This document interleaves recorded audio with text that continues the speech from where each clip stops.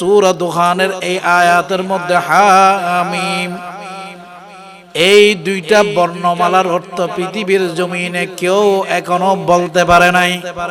গভীর মনোযোগ। মুফাসসিরিন একরাম যখন তাফসীর করতে বসে, যারা সুন্নি আলেম, সুন্নি মুহাদ্দিস, মুফাসসির, ওনারা যখন কুরআনুল কারীমের তাফসীর করার জন্য যায়, এই বর্ণমালাগুলোর অর্থ করে আল্লাহু ওয়া রাসূলুহু আলামুন। হে ঈমানদার মুসলমান, এই বর্ণগুলোর অর্থ আল্লাহ আমাদেরকে জানার বুঝার সুযোগ দেয় নাই। এইগুলোর অর্থ আল্লাহ এবং আল্লাহর রাসূলই ভালো জানে। আর যখন বাতিল আকীদার ভাইরা যখন যাবে এই আয়াতের তাফসীর করার জন্য, মুহাদ্দিসিন একরাম, বাতিল ফিরকার যারা আছে, তারা বলবে শুধুমাত্র আল্লাহই ভালো জানে। নাউজুবিল্লাহ বলেন না। একটা উদাহরণ দিলে বুঝতে পারবেন। হে ভাই, হে মুফাসসির মুহাদ্দিস, আপনি তো বললেন হামিম, আলিফ লাম মিম, ইয়াসিন, তাহার অর্থ আল্লাহ জানে, দুনিয়াতে আর কেউ জানে না। আমি যদি প্রশ্ন করি, বিবেকবান মানুষ হলে বিবেক দিয়ে উত্তর দিবেন। হে দুনিয়ার মানুষ, আনোয়ারার সিটি সেন্টারের মধ্যে যদি কোন একটা কাপড়ের দোকান দিয়ে থাকে, ওই কাপড়ের কাপড়ের ব্যবসায়ী, সওদাগর এবং তার কাছে কর্মচারী দুইজন ব্যক্তি থাকে। এইখানে পিছনে কালো কালো কলম দিয়ে দুইটা দাগ দেওয়া থাকে, এ বি সি অথবা ই সি ডি ই টি আছে কিনা?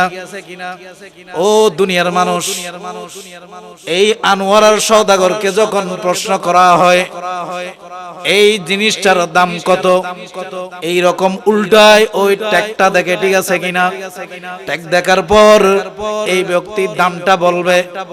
আবার যখন এই কাপড়টা দোকানদারের ছেলেকে প্রশ্ন করা হয়, সেও ট্যাগটা দেখবে, দামের মধ্যে কোনো পরিবর্তন নাই, ঠিক আছে কিনা।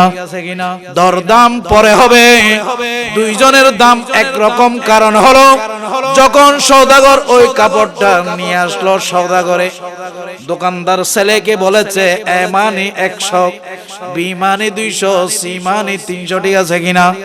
তুমি মনে রাখবা, এবিসি যখন দেখবা এই কাপড়ের মূল্য 300 টাকা, ঠিক আছে কিনা।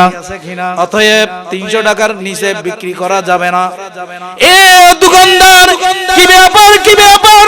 তোমার দোকানের সন্তান এবিসি দেখার পর এই কাপড়ের মূল্য 300 টাকা বলে দিল, তুমিও 300 টাকা বলে দিলা। এখন প্রশ্ন হলো কেমনে বললাম? ওই ব্যক্তিরা আমাদেরকে উত্তর দেয়, আমি এবং আমার দোকানের ছেলের ভিতরে কিনা কত বেচা কত কথা আছে কিনা। কথা বুঝতেছেন তো? এখন প্রশ্ন হলো, দুনিয়ার দোকানদারের ছেলে যদি একটা কাপড়ের ব্যবসা করার ক্ষেত্রে মালিক এবং কর্মচারী দুইজনেই খবরাখবর জানতে পারে, এবিসি সারা জীবন আমরা চেষ্টা করলেও অর্থ বের করার হবে, কেউ বলতে পারবেন 300 টাকা।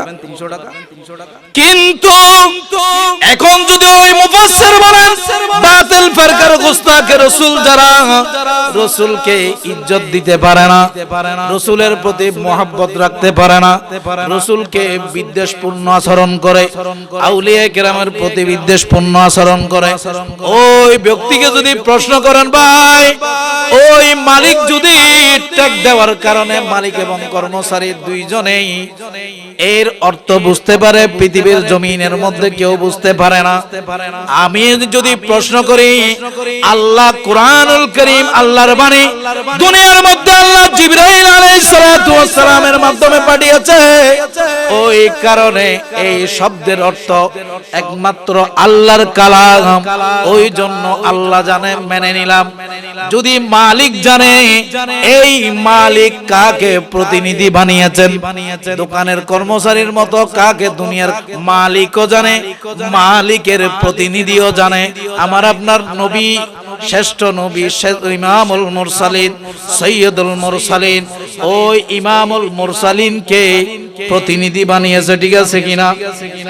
এ কোরআন ওই মেহবুব নবীর হাতে আসার পর মেহবুব নবী ওই হামিম মিম ইয়াসিনের অর্থ না বুঝলে দোকানদারি কেমনে করবে?